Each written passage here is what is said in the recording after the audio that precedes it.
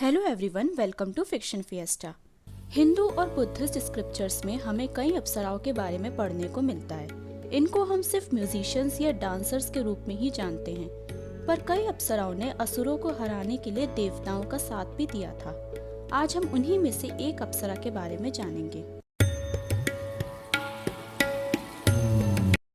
तिलोत्तमा एक खूबसूरत अप्सरा है जिसको गॉड्स के आर्किटेक्ट विश्वकर्मा ने बनाया था। तिलोत्तमा की कहानी हमें महाभारत में पढ़ने को मिलती है। सुंद और उपसुंद नाम के दो असुर भाई थे। वो एक दूसरे के बिना नहीं रह सकते थे और उनके बीच में कभी भी आर्ग्यूमेंट तक नहीं होता था। उन दोनों ने ब्रह्मा जी की तपस्या करके वरदान पाया था कि उनके अलावा उन्हें और कोई नहीं मार सकता। सुंद और उपसुंद को अपनी पावर पर घमंड हो गया था और उन्होंने स्वर्ग पर हमला कर दिया था। क्योंकि उनके वरदान के कारण उनको कोई मार नहीं सकता था, उन्होंने पूरी दुनिया तबाह कर रखी थी। सब उनसे बहुत परेशान हो गए थे। सारे देवता ब्रह्मा जी के पास गए और उन्हें अपनी समस्या बताई। ब्रह्मा जी ने विश्वकर्मा जी से एक खूबसूरत अप्सरा बनाने के लिए कहा।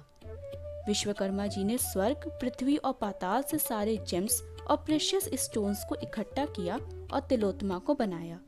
ब्रह्मा जी ने तिलोत्तमा को सुंद और उपसुंद के बीच में झगड़ा कराने का आदेश दिया। दूसरी ओर सुंद और उपसुंद अपने घर में वाइन के नशे में चूर थे। जब तिलोत्तमा उनके गार्डन में आई तो वो उसकी ब्यूटी को देखकर हैरान रह गए। वो उसकी तरफ भागे और उसका हाथ पकड़ लिया। दोनों भाइयों ने तिलोत्तमा का हाथ एक साथ पकड़ा था और वो दोनों ही उससे शादी करने की जिद करने लगे। तिलोत्तमा ने कहा कि वो उसी से शादी करेगी जो ज्यादा ताकतवर होगा। दोनों भाई एक दूसरे से लड़ने को तैयार हो गए।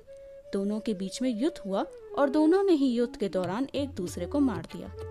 सारे देवताओं ने तिलोत्तमा को धन्यवाद दिया और ब्रह्मा जी ने उसको वरदान दिया कि कोई भी उसको कभी भी बुरी नजरों से नहीं देख पाएगा। इसी तरह तिलोत्तमा ने और भी युद्ध में देवताओं का साथ दिया। तिलोत्तमा की स्टोरी डिवाइन फेमिनिन पावर का एग्जाम्पल है और इस स्टोरी ने कई क्लासिकल इंडियन डांसेस को भी इंस्पायर किया। तो ये थी कहानी तिलोत्तमा की।